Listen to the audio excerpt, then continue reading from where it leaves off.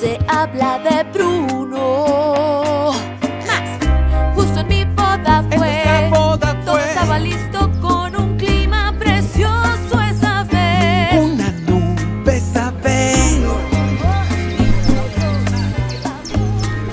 No. Tú cuentas la historia, lo hago yo. Lo siento, mi vida, hazlo tú. Lo que pronto lloverá Que insinuaba.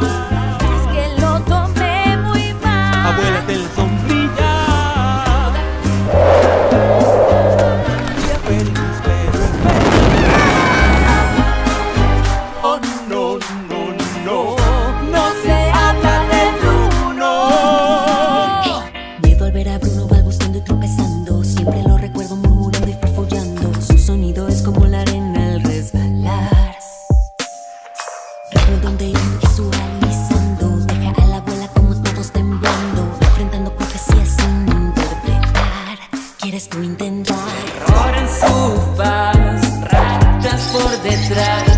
Al oír tu nombre no hay marcha atrás. Grita mientras tiendes al despertar. No se habla de Bruno, no, no. No se habla de Bruno. Él dijo mi pez moriría y ve. No, no. Él dijo serás panzón y justo así fue. Él dijo que me quedaría sin pelo y mírame bien. Las profecías se cumplen cada vez. Un destino gentil, una vida de ensueños vendrá.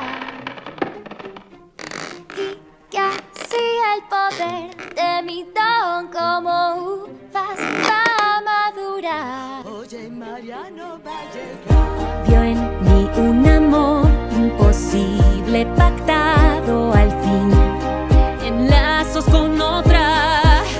Casi lo puedo oír. De ti ni un sonido saldrá. Yo lo puedo oír. Oh, Bruno. Sí, sobre Bruno. Ya digan lo que sepan de Bruno.